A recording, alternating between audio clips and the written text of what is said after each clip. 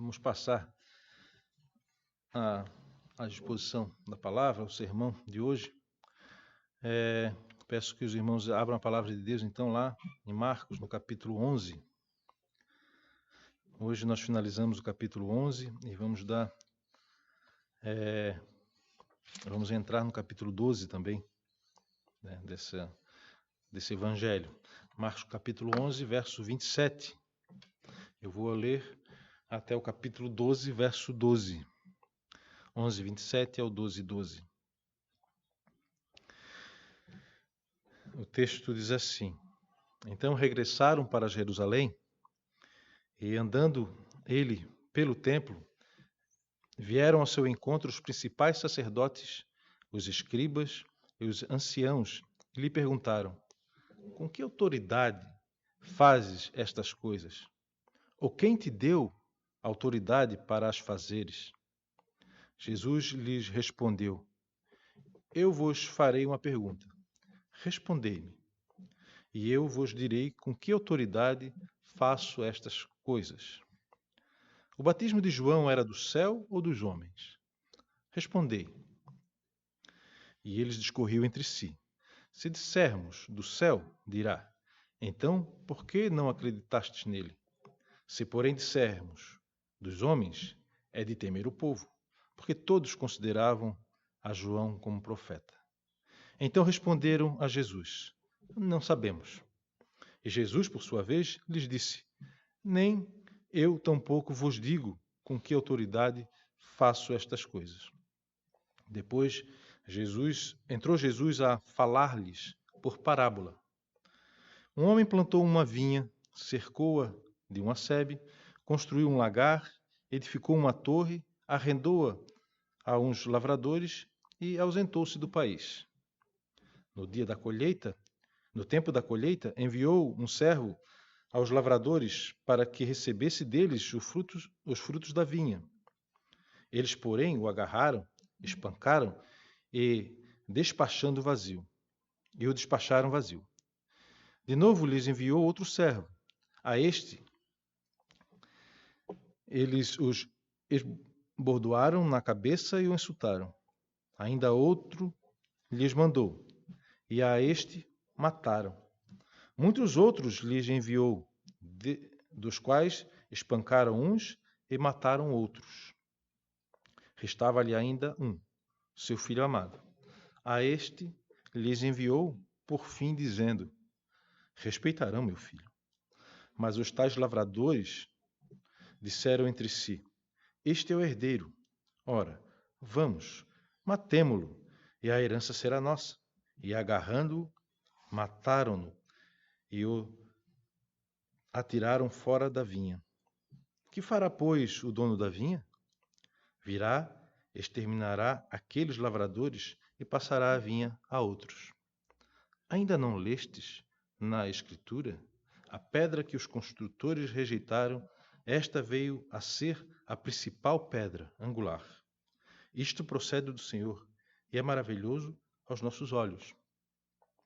E procuravam prendê-lo, mas temiam o povo, porque compreenderam que contra eles proferira esta parábola. Então, desistindo, retiraram-se. Como nós já vimos na semana passada, na pregação passada, Jesus chegou em Jerusalém e depois da sua chegada em Jerusalém e da purificação do templo, acontece agora mais uma série de conflitos entre Jesus e os líderes espirituais da nação de Israel naquele momento. Eles confrontam Jesus com perguntas críticas para pegar ele em alguma situação e acabam sendo sempre silenciados por Jesus e geralmente isso acontece com Jesus fazendo uma pergunta como resposta à pergunta deles. Isso vai acontecer aqui, aconteceu aqui. Acontece também no verso 13 ao 17, e aí nós temos os fariseus e os herodianos novamente conspirando para tentar matar a Jesus, como aconteceu lá já foi dito lá no capítulo 3, verso 6, né? Depois daquela situação lá da cura que o Jesus fez, que deu ao homem da mão ressequida. Isso vai acontecer também ainda no capítulo 12, do verso 18 ao verso 27, e aí é a vez dos saduceus perguntarem a Jesus, confrontarem a Jesus, e depois ainda, no verso 28 ao 34, novamente os escribas, uma situação ali com os escribas. Né? Nesse trecho aqui, nós então temos, do verso 27 do capítulo 11 até o verso 12 do capítulo 12, duas situações. Né? A primeira, no capítulo 11, nós temos a identidade de Jesus aqui questionada, ou melhor, a sua autoridade, né? E Jesus fazendo referência ao batismo de João Batista. E depois, no capítulo 12, até o verso 12, a gente tem uma parábola aqui da vinha e uma citação do Salmo 118. Jesus havia, então, limpado o templo, né? E no dia anterior, e isso ele fez à vista de todos ali, e agora ele andava pelo templo tranquilamente, o que parece aqui no texto, e nesse momento vêm os principais sacerdotes, os escribas, os anciãos do povo, e questionam a autoridade dele. É óbvio, eles já acabaram de ver no dia anterior o que ele havia feito e permaneceu ali depois de fazer o que fez, expulsar os cambistas, também tirar aqueles que vendiam animais ali no templo, e passa a ensinar, e agora ele é questionado quanto à sua autoridade. E Jesus, a gente percebe e percebeu aqui na leitura do texto, que Jesus não deixa de responder esses homens, mas ele responde com a pergunta, de maneira que, né, na sabedoria dele, ele faz isso de maneira exigindo que aqueles homens se posicionem diante de toda aquela situação. É como se ele falasse àqueles homens ali: vocês que são líderes religiosos, vocês conhecem as profecias? O que elas dizem sobre mim? Quando ele cita a João Batista, ele está falando do grande profeta do Antigo Testamento, né? O último e aquele que recebeu a maior revelação, aquele que viu o Senhor, né? Não só falou a respeito dele, mas ele viu o Senhor e inclusive batizou o Senhor, né? Então, ele pergunta: o que elas dizem sobre mim? Quando ele cita a João Batista, quando ele traz João Batista para a história. Vocês conheceram João Batista e reconheceram ele como cumprimento de uma profecia que apontava para uma outra profecia ainda maior em significado? Vocês veem João Batista dessa forma? Ou vocês ainda não entenderam nada? A pergunta de Jesus, então, coloca aqueles homens numa situação bem delicada. O batismo de João Batista era do céu ou dos homens? E aí Jesus pede para eles: respondei, me deem essa resposta. O batismo de João Batista era do céu ou dos homens? Então, ao tratar o batismo de João Batista, eles devem, na mente de Jesus, e é fato isso, ao tratar o batismo que João Batista oferecia, eles deviam perceber a autoridade de Jesus, pregada pelo próprio João Batista. E aí ele encurrala aqueles homens, né? E aí a gente precisa voltar lá no início do Evangelho, Marcos capítulo 1, e ler o versículo 6 e 7, para ver o que João Batista falava a respeito de Jesus. E Marcos 1, 6, do 7 ao 8, 7 e 8 diz assim: e pregava dizendo, João Batista, né? Após mim vem aquele que é mais poderoso do que eu, do qual não sou digno de, curvando-me, desatar-lhe as correias das sandálias. Eu vos tenho batizado com água, ele, porém, vos batizará com o Espírito Santo. Aqui já é forte, né? Já é bem enfático. Mas mais enfático ainda é o relato do evangelista Mateus. Abram lá em Mateus capítulo 3. Vamos ler do verso 11 ao verso 15. Vamos ver o que Mateus fala a respeito desse episódio aqui. Mateus 3, capítulo 3, versículo 11 ao 15, diz assim: Eu vos batizo com água para arrependimento, mas aquele que vem após mim é mais poderoso que eu, cujas sandálias não sou digno de levar. Ele vos batizará com o Espírito Santo e com fogo. E olha só a fala de Mateus agora. A sua pá ele tem na mão, ele limpará completamente a sua eira. Recolherá o seu trigo no celeiro, mas queimará a palha em fogo inextinguível. Por esse tempo, dirigiu-se Jesus da Galiléia para o Jordão, a fim de que Jesus o batizasse. Ele, porém, o dissuadia, dizendo: Eu é que preciso ser batizado por ti, e tu vens a mim? Olha só o reconhecimento daquele que é superior. Mas Jesus lhe respondeu: Deixa por enquanto, porque assim nos convém cumprir toda justiça. Não há como, Jesus sabia muito bem que não havia como falar bem de João Batista sem dar crédito à profecia dele a respeito do Messias. A pergunta de Jesus tem tudo a ver com a pergunta que eles fizeram a ele. Com que autoridade você fez o que fez, Jesus? E aí Jesus responde: Vocês não entenderam? Me digam, vocês entenderam a profecia de João Batista? Vocês entenderam o que ele falava? Vocês entenderam o que era o batismo dele? A pergunta de Jesus, então, tem tudo a ver com aquilo que eles tinham perguntado, porque o batismo de João Batista aponta para a chegada de Jesus com poder. Aponta para a chegada de Jesus com poder. João, então, ele estava apontando para alguém que viria e teria poder para julgar todos. As pessoas que eram batizadas por João Batista, elas... E notem que toda a região da Judéia, ou seja, os judeus estavam indo batizar, essas pessoas que eram batizadas por ele no Jordão, estavam, na verdade, dizendo: olha, nós reconhecemos que o grande juiz Salvador ele está chegando. O dia do julgamento e da salvação, ele está próximo. Eu preciso me preparar para esse dia. Eu preciso me preparar para esse julgamento, porque eu sou pecador.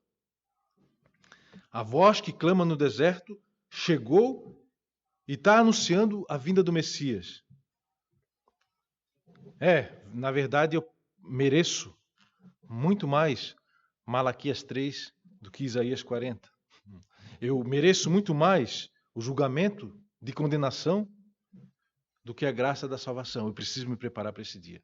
E aí, dessa forma, os judeus da Judéia, todos os habitantes da Judéia, estavam indo ao batismo de João Batista. Ir ao batismo de João Batista é reconhecer: o Messias está chegando, o grande juiz está chegando, eu preciso me preparar. Vem aí aquele que é mais poderoso que João Batista, e eu preciso me preparar para esse dia. Então, se aqueles homens soubessem, ou falassem, que sabiam que o batismo de João Batista era do céu, eles sabiam com que autoridade Jesus fazia aquelas coisas. E Jesus os deixa constrangido. Apesar de Jesus afirmar que não falaria com que autoridade ele falava e fazia aquelas coisas, ele falou na sua pergunta. Os fariseus sabiam que só existia duas possibilidades para a pergunta de Jesus, para uma resposta àquela pergunta: dizer que o batismo de João era do céu ou dos homens. E eles não se mostram tão preocupados com a verdade aqui, em falar, em proferir a verdade a respeito do ministério e do batismo de João Batista. O que eles queriam era encurralar Jesus. Mas aí eles acabaram encurralados pelo mestre, que lançou essa pergunta constrangedora para eles. Jesus não deixou de responder a pergunta, mas mesmo de forma indireta, ele deixou aqueles homens ali bem constrangidos. Jesus ele está dominando a situação. Ele não é pego de surpresa.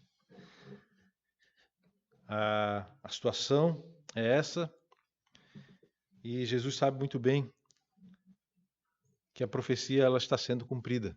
A profecia de Malaquias, lá no capítulo 3, porque ele sabe que ele é esse a quem João Batista estava se referindo lá em Malaquias 3, verso 1 e 2. Porque lá Malaquias anunciou ele dizendo, e isso foi citação também de João Batista, né? No início do seu ministério. O texto em Malaquias diz, de repente virá ao seu templo o Senhor, a quem vós buscai, o anjo da aliança, a quem vós desejais. Eis que ele vem, diz o Senhor dos Exércitos. E olha só, mas quem poderá suportar o dia da sua vinda? E quem poderá subsistir quando ele aparecer? Porque ele é como fogo do ourives e como a potassa dos lavandeiros. Jesus ele está limpando o templo, pregando a palavra, e os líderes religiosos daquela época, esses líderes ali, estão com medo.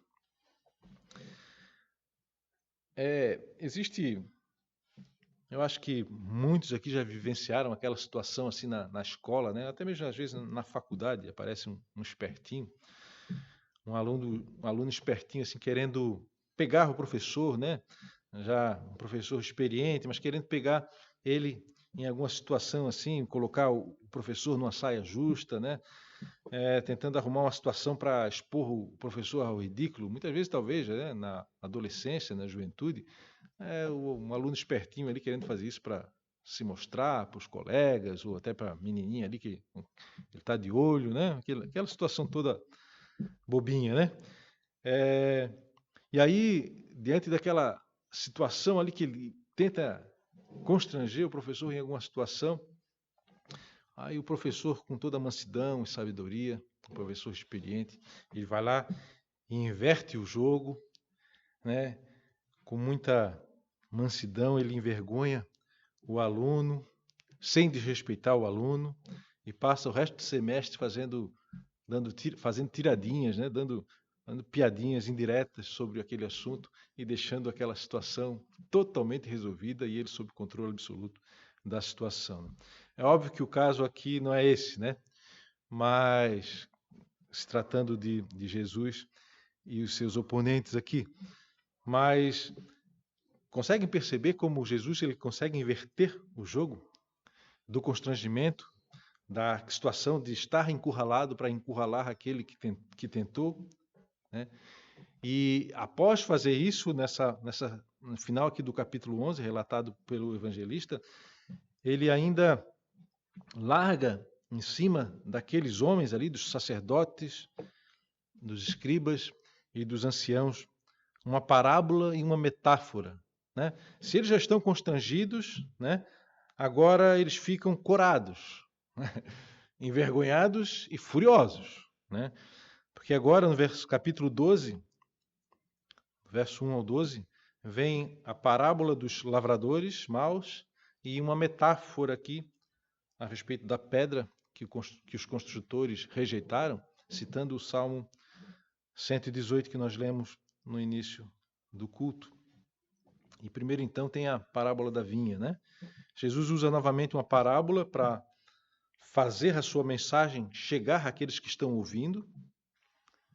E agora não só aqueles que estão ali com ele, ao seu lado, mas também aqueles que se opõem a ele entendem o que Jesus está querendo dizer, né? Aqui nós temos a parábola da vinha, onde a figueira, a vinha, como também a figueira representação ou imagem de Israel, né? A gente pode ver isso lá em Jeremias 8, por exemplo, eu vou ler para os irmãos, não precisa abrir. Jeremias 8, 13 diz: Eu os consumirei de todo, diz o Senhor, não haverá uvas na vide, nem figos na figueira, e a folha já está murcha. e já lhes designei os que passarão sobre eles, né? Figueira, vide,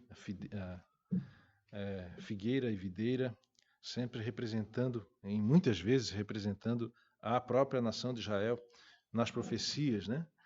Então, a vinha aqui tratando da própria nação de Israel, os lavradores maus são os seus líderes, né? Os líderes da nação de Israel.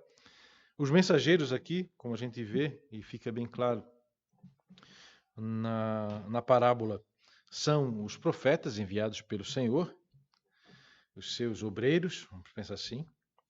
O filho amado aqui é o próprio Senhor Jesus, né? E os outros a quem é dada a vinha, após toda a maldade daqueles líderes maus ali, os lavradores maus, são os próprios gentios, né? Essa cena aqui, ela é uma cena, toda essa cena, do verso 27 do capítulo 11 até o 12, é uma cena que mostra a rejeição da liderança de Israel a Jesus. Eles rejeitam a Jesus. Mas Jesus ele continua dominando a situação. Jesus faz questão de mostrar a eles quem ele é, o que eles farão com ele, porque os gentios serão chamados para cuidarem da vinha. Jesus, então, ele encara essa rejeição anunciando que sabe a necessidade de sofrer isso que já começou a acontecer na mão das lideranças de Israel. Jesus ele está afirmando que eles vão condená-lo à morte conscientemente, com consciência de quem é João Batista e com consciência de a quem Jesus, João Batista, anunciava. Era ele próprio. E da mesma maneira que ele já afirmou aos seus discípulos, olha, eu vou para Jerusalém, vou sofrer, e vou passar por toda essa situação, vou ser crucificado e vou ressuscitar ao terceiro dia. Agora ele está deixando bem claro para esses opositores e na frente de todos que estão ouvindo ali, isso está já escrito nas profecias. A nação de Israel será aquela que me matará. A nação de Israel me tratará como tratou todos aqueles que vieram em nome do Senhor até agora, ou boa parte deles. E eu serei morto por aqueles que eram para estar cuidando dessa vinha, para estar cuidando da espiritualidade dessa nação. Nada fugiu do controle, ele está afirmando. Apesar de sofrer,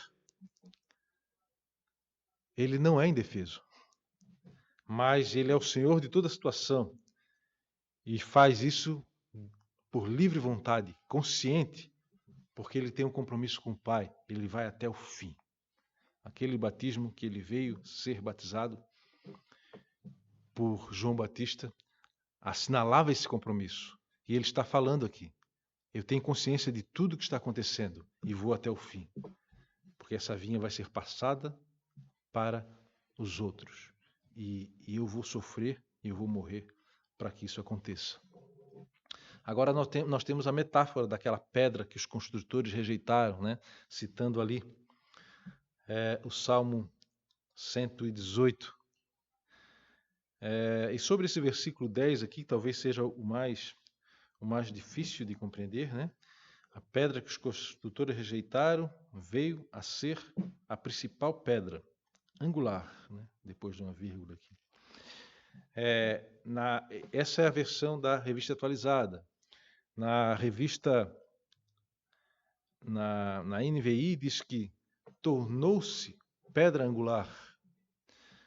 Na nova Almeida atualizada, diz que esta veio a ser a pedra angular. Na revista corrigida, diz que esta foi posta por cabeça de esquina. Né?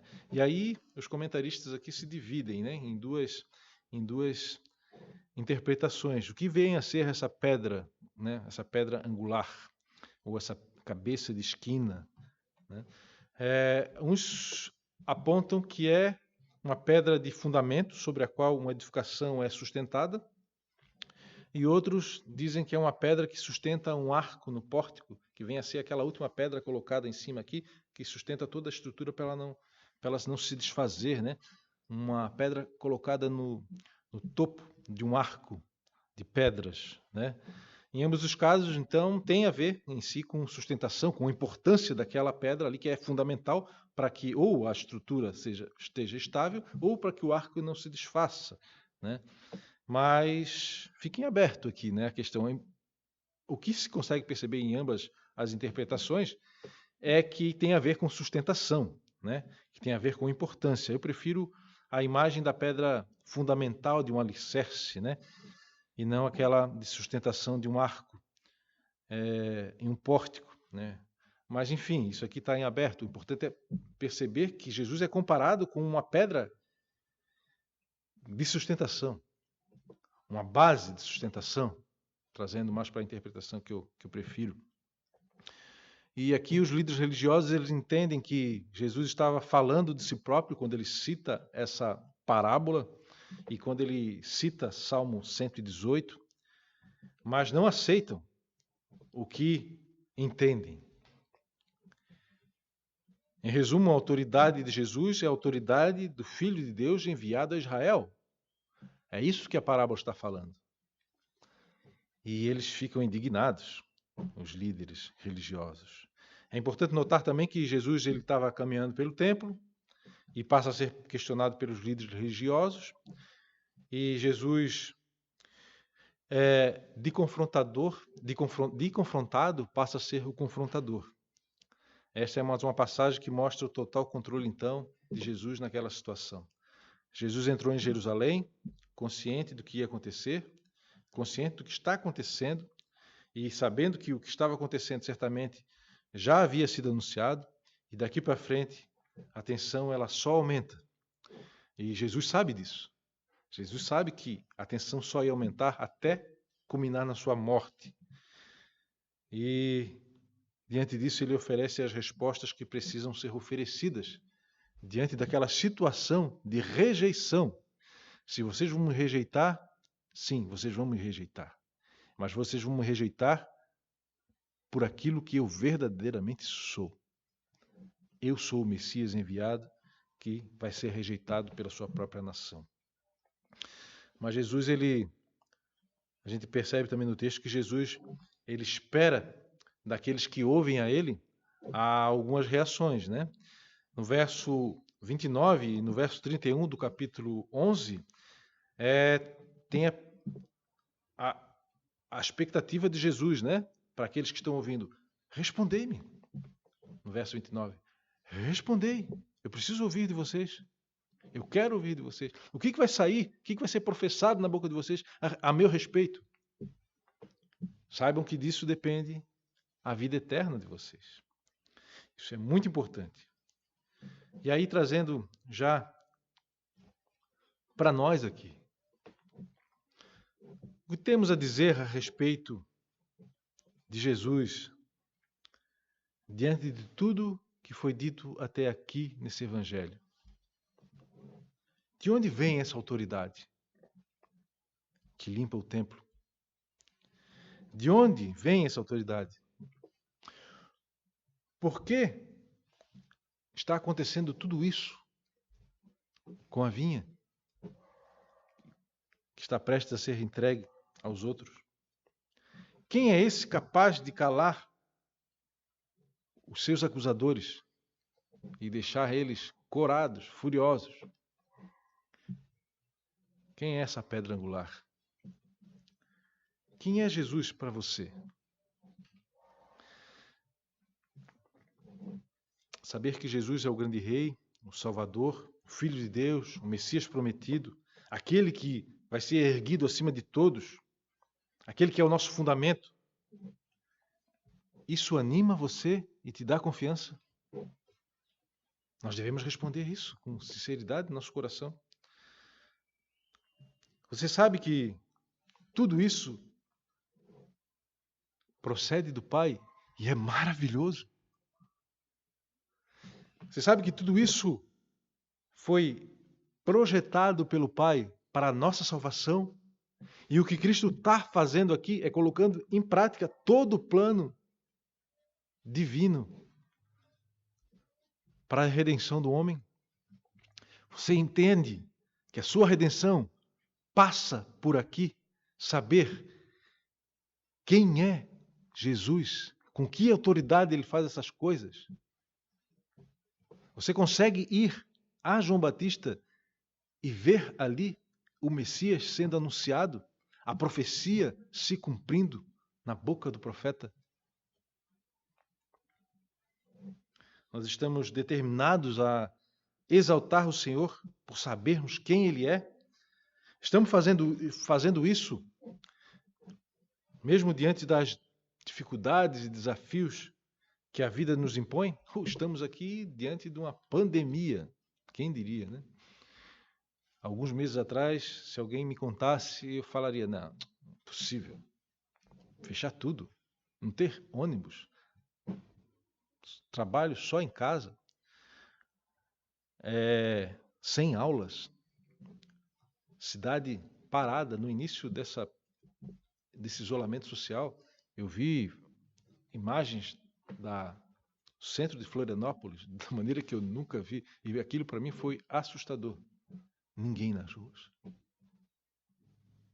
O efeito, a consequência, a causa que isso tem trazido a nós, toda tristeza, apreensão, preocupação com nossa vida, a vida daqueles que amamos, as consequências na economia,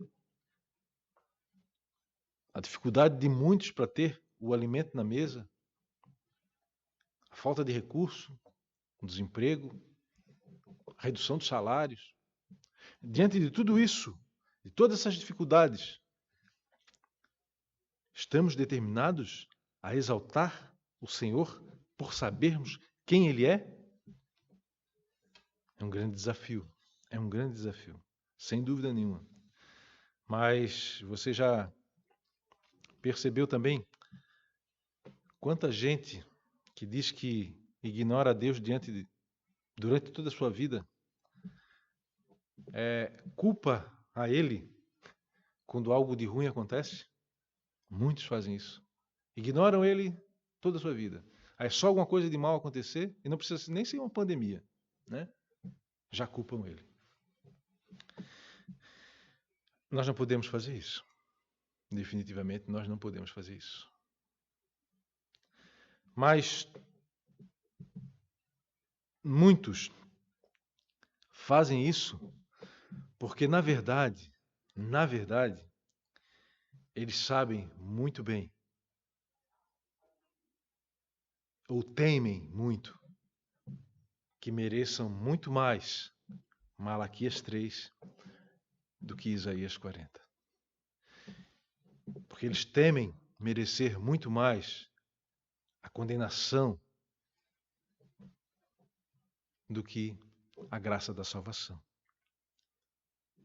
E querem de toda forma buscar salvação, buscar vida eterna, ou seja lá como chamem, um futuro melhor por suas forças, e não reconhecendo que aquele que tem a pá na sua mão já veio limpar o seu templo.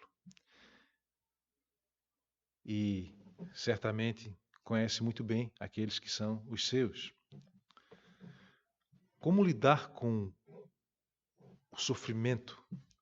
Como lidar com os efeitos do mal no mundo criado por Deus, um Deus que nós sabemos pelas Escrituras que é um Deus bom e é um Deus todo-poderoso, soberano, que governa tudo? A resposta passa por não pensar Deus de forma abstrata, a um ser distante que criou tudo, deu corda e foi para outro lugar. Mas passa em pensar em Deus na pessoa do Filho, Jesus Cristo, o nosso Senhor, o nosso Salvador. Aquele que é chamado no Salmo 118 como a pedra angular rejeitada por uns, mas a nossa sustentação. Salmo 18, vou ler novamente um trecho, diz assim: rendei graças ao Senhor, porque Ele é bom, porque a sua misericórdia dura para sempre. Diga, pois, Israel, sim, a misericórdia dura para sempre. Diga, pois, a casa de Arão, sim, a sua misericórdia dura para sempre. Diga, pois, os que temem ao Senhor, sim, a sua misericórdia dura para sempre.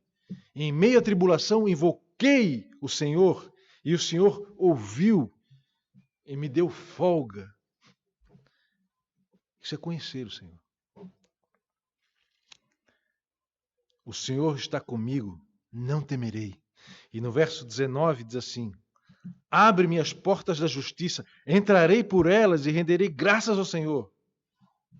Esta é a porta. Quem se diz a porta, né? Esta é a porta do Senhor. Por ela entrarão os justos. Render-te-ei graças, porque me acudistes e foste a minha salvação. A pedra que os construtores rejeitaram, essa veio ser a pedra principal, a principal pedra angular. Isso procede do Senhor e é maravilhoso aos nossos olhos. A pedra angular, a pedra de esquina, a pedra de sustentação. É óbvio que Davi aqui ele estava falando a respeito de si próprio, talvez na sua dimensão ali. Não creio que conscientemente ele sabia que estava falando do Messias que viria, mas as palavras usadas por Davi aqui falando a respeito de si próprio, como o inicialmente rejeitado pela nação, mas escolhido por Deus para levar a nação de Israel em triunfo, essas palavras aqui anunciam o que aconteceria com o grande rei no futuro. Davi, como um tipo messiânico, profetiza com a sua própria vida sobre a verdadeira pedra angular para a alma humana, o Senhor Jesus, a nossa pedra de sustentação, a nossa base. Rejeitar a pedra angular é fechar a porta para o culto ao Senhor, para a vida eterna, para o reino de Deus. Pedro sabia muito bem disso. Pedro fala da mesma pedra e diz lá em 1 Pedro 2, 4 e 6, chegando-vos para ele, a pedra que vive, rejeitada sim pelos homens, mas para com Deus eleita e preciosa. Também vós mesmos, como pedras que vivem, sois edificados casas espirituais para ser de sacerdócio santo, a fim de oferecerdes sacrifícios espirituais agradáveis a Deus por intermédio de Jesus Cristo.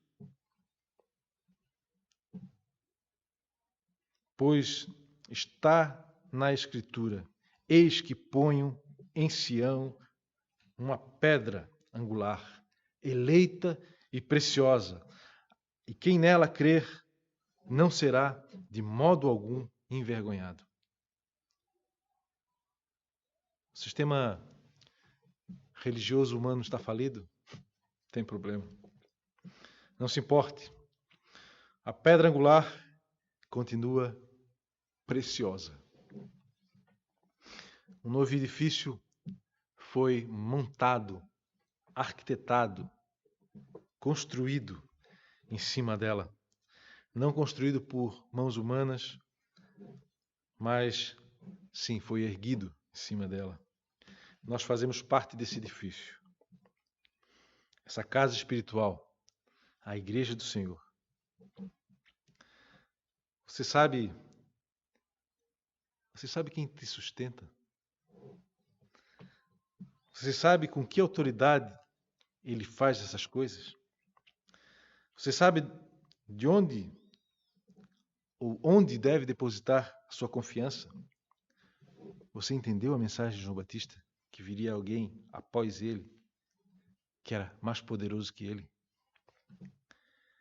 Rejeitar Jesus não é uma opção para nós que somos a sua igreja.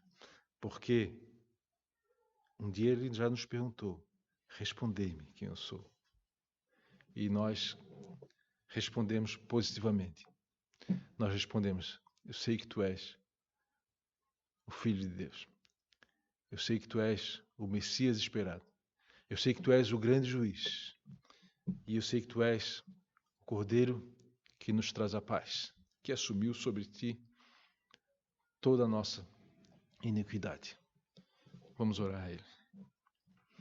Senhor, nós Te louvamos, ó Pai, nós queremos Te engrandecer pela beleza do Teu Evangelho, que não nos deixa amparados, Senhor. Que no meio de tantas incertezas que possamos ter nesse mundo, tantos temores, uma certeza Tu faz questão de manter em nossas mentes a autoridade, a soberania completa do Senhor, que é nosso Salvador. Nós Te louvamos por isso, porque sabemos que esse Senhor é o Senhor amoroso, que nos amou, entregou Sua vida em nosso resgate. Ele é o Evangelho. Ele é a boa notícia que chegou até nós. Sabemos muito bem com que autoridade Ele faz todas as coisas. É a autoridade da divindade que sempre existiu, da eterna Trindade, o Deus Trino. Nós Te louvamos porque temos por Senhor a Ti, ó Deus Trino. E diante dessa segurança do Senhor Todo-Poderoso que é, nós queremos enfrentar o mal, o sofrimento, todos os efeitos do pecado nessa vida, de maneira que glorifique o Teu nome, Senhor. Permita-nos, ó Pai, expor a Tua glória no mundo caído que sofre, que produz tantos males. Mas sabemos, ó Pai, que nenhum deles provém dessa mão amorosa, misericordiosa, bondosa e poderosa, Senhor. Sabemos também que Tu usas, ó Pai, dessas situações para nos aproximar de Ti. Faz isso conosco, Senhor. Faz isso também no coração daqueles que não Te conhecem, Senhor, e aproxima-os, ó Pai, de Ti. Usa do sofrimento, usa da dor, usa do mal que nos aflige para nos aproximar de Ti, todos nós, Senhor. Nós Te louvamos, ó Pai, pela Tua bendita palavra que nos faz mais uma vez lembrar quem é Jesus, com que autoridade Ele faz todas as coisas e que posição privilegiada nós nos encontramos hoje, nós que somos a Tua igreja, fundamentados nessa rocha eterna. Louvamos a Ti porque é rocha eleita, Senhor, e somos eleitos, ó Pai, estando nele. Em nome de Jesus oramos. Amém. Irmãos, aqui termina nosso culto. Todos tenham um bom final de domingo e uma semana abençoada por Deus.